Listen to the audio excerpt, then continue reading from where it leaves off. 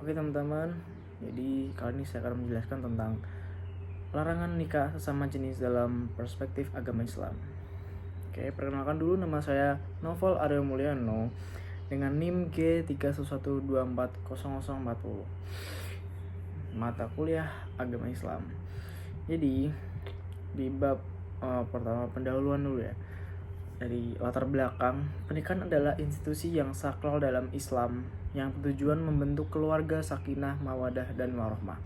Islam mengatur pernikahan secara jelas dan tegas, termasuk tentang siapa yang boleh dan tidak boleh dinikahi. Fenomena pernikahan sama jenis yang makin marak di berbagai belahan dunia menjadi perhatian yang serius karena bertentangan dengan ajaran Islam. Oleh karena itu, makalah ini akan membahas larangan nikah sesama jenis dalam perspektif Islam. Oke. Lalu rumusan masalahnya apa aja? Yang pertama, apa itu pernikahan sesama jenis? 2. Bagaimana pandangan Islam terhadap pernikahan sesama jenis? 3. Apa dasar hukum Islam yang melarang pernikahan sesama jenis? Nah, tujuan dari penulisan ini adalah yang pertama, menjelaskan pengertian nikah sesama jenis. Kedua, menguraikan pandangan Islam terhadap praktik tersebut. Ketiga, menyampaikan dalil-dalil yang menjadi dasar larangan pernikahan sesama jenis. Bab 2, pembahasan. Pengertian nikah sesama jenis. Oke. Nikah sesama jenis adalah pernikahan antara dua individu yang dengan jenis kelamin yang sama. Praktik ini umumnya muncul karena pengaruh lingkungan, ideologi liberalisme, dan perubahan nilai-nilai sosial. Dalam beberapa negara barat, pernikahan sesama jenis telah dilegalkan, namun tetap menjadi kontroversi besar terutama di negara-negara dengan mayoritas penduduk muslim.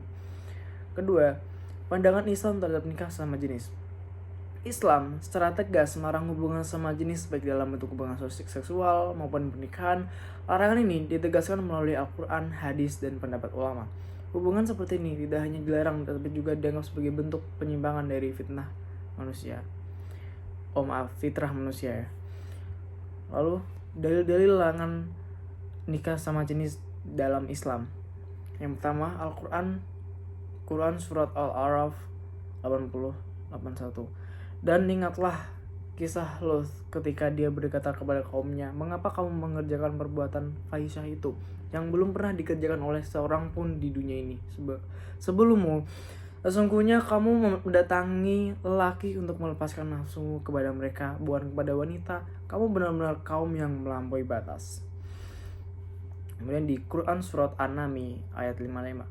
"Mengapa kamu mendatangi lelaki untuk memenuhi hasratmu, bukan kepada wanita? Sungguh kamu adalah kaum yang jahil." Lalu kedua, ada hadis Nabi Sallallahu Alaihi Wasallam.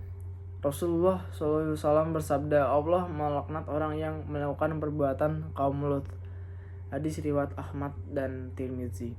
Hadis ini menunjukkan bahwa perilaku homoseksual merupakan dosa besar dalam Islam.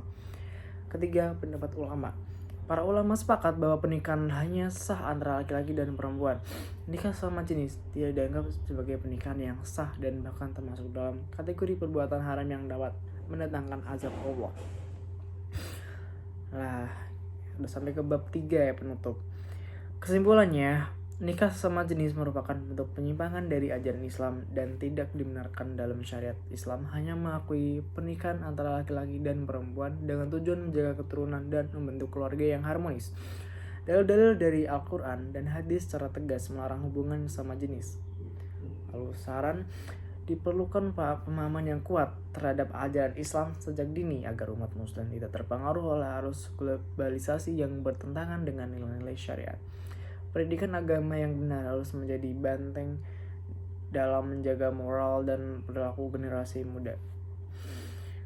Oke, dasar pusakanya itu dari Al-Quran, Nul Karim, Al-Munawir, Al-Kamus Al-Munawir, Imam Nawawi, Riyadus Salihin, Quraish Shihab, Tafsir Al-Misbah, tim penulis Fikih Islam lengkap. Oke, terima kasih.